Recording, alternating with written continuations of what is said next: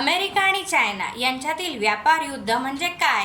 तर दोन्ही देशांनी एकमेकांवर आयात होणाऱ्या वस्तूंवर, आयात म्हणजे काय, जे दुसऱ्या देशातून त्यांच्या देशात येतात त्या वस्तू, जास्त कर लावायला सुरुवात केली त्यांनी.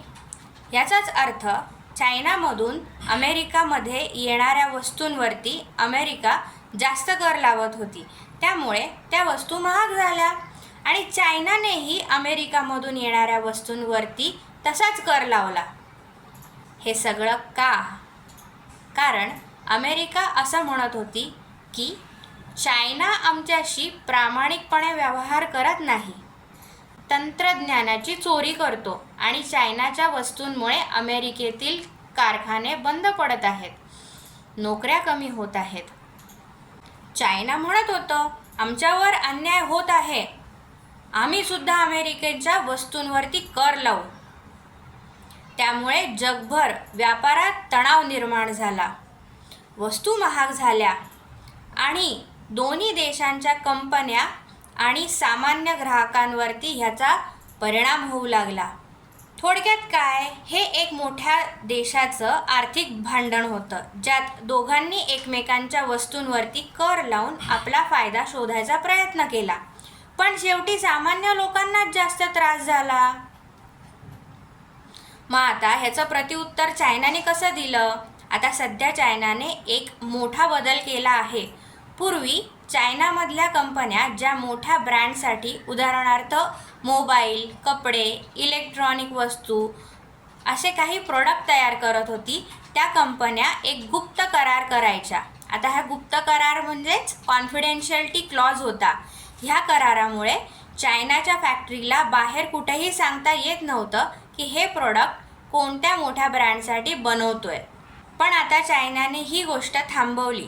त्यांनी हे गुप्त करार हटवला आणि तेच प्रोडक्ट थेट ग्राहकांपर्यंत पोहोचवायला सुरुवात केली. म्हणजे काय, तर ज्या प्रोडक्टवरती आधी एखाद्या मोठ्या ब्रँडचं नाव लागायचं, तेच प्रोडक्ट आता चायनाची फॅक्टरी स्वतः वेबसाईटवरती विकत आहे, तेही अगदी स्वस्त दरात.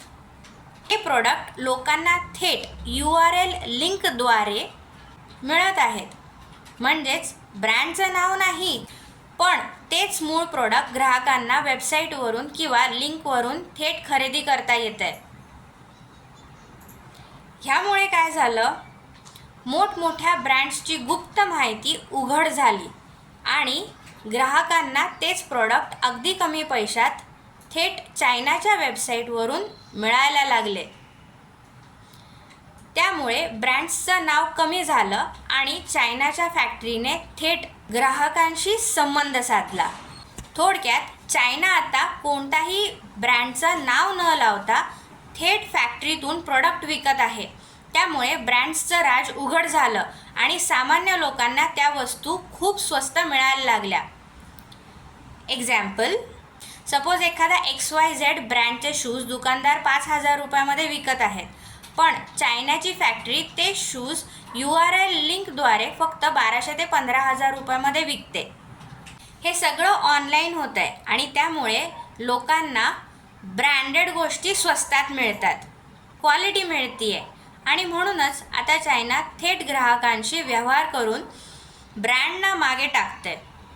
ज्यांना ब्रँडचं नाव नको आणि फक्त वस्तूची क्वालिटी पाहिजे, त्यांना चायनाच्या या थेट विक्रीमुळे स्वस्तात फायदा होतोय. सो चायना आणि US मधला जो इश्यू आहे तो हा आहे. आय होप तुम्हाला कळला असेल आणि आवडला असेल. लाईक, शेअर आणि सबस्क्राईब करा.